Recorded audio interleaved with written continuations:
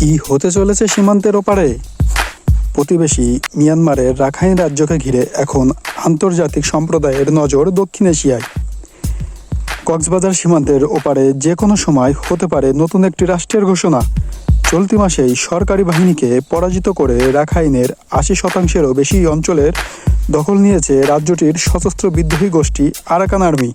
দানা বাঁধছে অঞ্চলটিতে নতুন রাষ্ট্র প্রতিষ্ঠার সম্ভাবনা। ভারত ও চীনের নতুন রাষ্ট্র গঠন হলেও এই দুই দেশের তেমন প্রভাব পড়বে না। ভারত, চীনের মতো দেশগুলো তৎপর যুক্তরাষ্ট্র। আর এই প্রেক্ষাপটে বাংলাদেশ পড়তে যাচ্ছে সম্পর্কের নতুন সমীকরণে। এমনই খবর উঠে আসছে আন্তর্জাতিক গণমাধ্যমগুলোতে। প্রতিষ্ঠার ১.৫ দশকেরও কম সময়ে সরকারি বাহিনীকে পরাজিত করে রাখাইন নিয়ন্ত্রণ নিয়েছে এখন আরাকান আর্মি। আন্তর্জাতিক বিশ্লেষকরা বলছেন যে কোনো সময় স্বাধীনতা ঘোষণা দিতে পারে বিদ্রোহী গোষ্ঠীটি। আর বিদ্রোহীদের আক্রমণে জর্জরিত সেনা সরকার মিনং লাইন এই স্বাধীনতা ঠেকাতে কোনো কার্যকরী ভূমিকা নিতে পারবে না বলেই অবস্থা দৃষ্টের মনে হচ্ছে। আর তাই দক্ষিণ এশিয়ায় নতুন স্বাধীন রাষ্ট্র প্রতিষ্ঠাতা এখন অনেকটা নিশ্চিত। মিয়ানমারের পশ্চিম উপকূলে অবস্থিত রাখাইন রাজ্য আগে পরিচিত ছিল আরাকান নামে। ১৯৯০-এর দশকে আরাকানের নাম পাল্টে তাকে নতুন নামে রাখাইন করা হয়।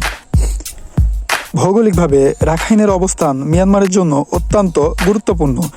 বাংলাদেশের সাথে মিয়ানমারের থাকা ২৭০ কিলোমিটার আন্তর্জাতিক সীমানা পুরোটাই রাখাইনের সাথে। রাখাইন ইস্যু ভারতের জন্য মহা গুরুত্বপূর্ণ।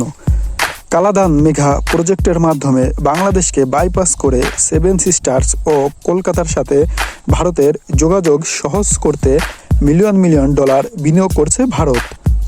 তাই বাংলাদেশের বন্ধু রাষ্ট্র বলে পরিচয় দিলেও হাজার হাজার রোহিঙ্গার চাপে বিপর্যস্ত ঢাকাকে নিজেদের উদ্ধারে নিজেদের স্বার্থ থেকে পিছিয়ে এসে এসব শরণার্থীকে ফেরত নেওয়ার কোনো চাপ দেয়নি ভারত বা চীন। মিয়ানমার সরকার ও রাখাইনের আরাকান আর্মি দুই পক্ষের সাথেই ভালো সম্পর্ক আছে ভারত ও চীনের।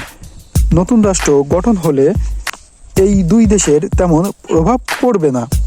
তবে নতুন রাষ্ট্র গঠিত হলে চাপ বাড়বে বাংলাদেশের। নতুন নতুন সব বাংলা আপডেট পেতে আমাদের সাথেই থাকুন।